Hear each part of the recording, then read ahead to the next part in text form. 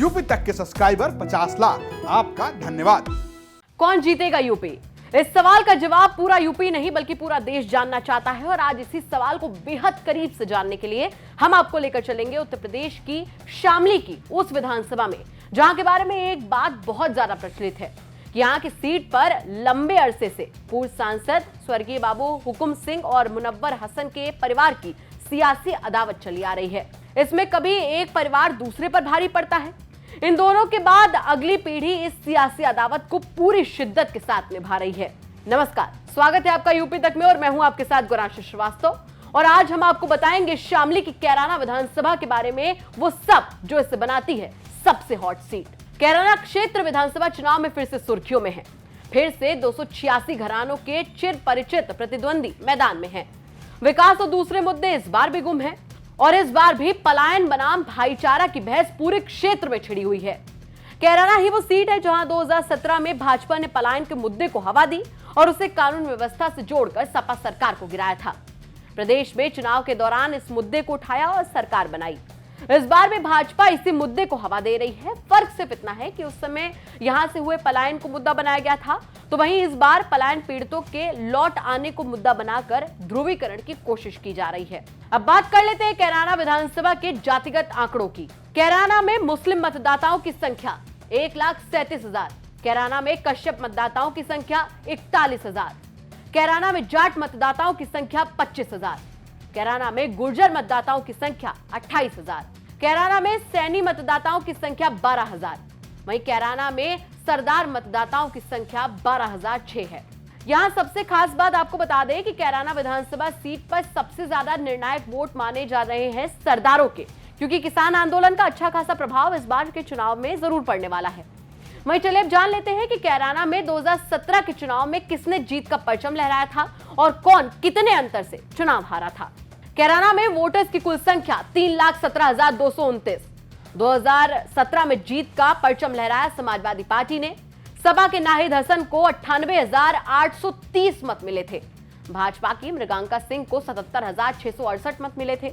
तीसरे नंबर पर रालोद के अनिल चौहान को 19,992 मत मिले थे। वहीं बसपा के दिवाकर देशवाल को 6,888 मत मिले थे। वहीं जब कैराना के चुनावी समीकरण को समझने के लिए हमने हिंदुस्तान के रिपोर्टर नदीम अहमद से बात की, तो उन्होंने बताया कि कैराना विधानसभा सीट इस टाइम में सबसे हॉट सीट मानी जा रही है, क्योंकि यहां पर केंद्रीय मंत्री अमित शाह ने डोर टू डोर कैंपेनिंग की है और साथ ही साथ लोगों से वोट भी मांगे हैं। आप भी सुनिए क्या कुछ कहा नदीम अहमद ने। वैसे तो हमारे जनपद शामली में 3 विधानसभा सीटें हैं। तीनों विधानसभा सीटों में सबसे ज़्यादा हॉट सीट कैराना विधानसभा है। इसका मुख्य कारण ये रहा कि अभी हाल ही में गृह मंत्री अमित शाह जी यहाँ पर पहुँचे और उसके बाद ये हॉट सीट घोषित हो गई। इससे पूर्व भी क्योंकि यहाँ पर जो विधायक नाहिद हसन है उन पर पहले कई मामले दर्ज हुए, वह इससे पूर्व भी जेल गए विधायक रहते हुए, और अभी हाल ही में भी वे एक मामले में मुकदमा दर्ज होने के कारण नामांकन से पूर्व ही जेल गए। नामांकन भी वे नहीं कर पाए और जेल से ही उनका नामांकन जो है किया गया। इस कारण ये हॉट सीट हो गई है यहाँ पर। पहले वर्ष 2013 में यहाँ पर जो है दंगों का काफ़ी प्रभाव रहा, जिस कारण यहाँ पर लहर थी भारतीय जनता पार्टी की। लेकिन इस बार किसान आंदोलन के बाद जो है वो लहर समाप्त हुई है। यही कारण है कि आप यहाँ पर देख रहे हो कि कई वीडियो वायरल भी हुए हैं जिसमें भाजपा के प्रत्याशियों का विरोध भी यहाँ पर देखा गया है।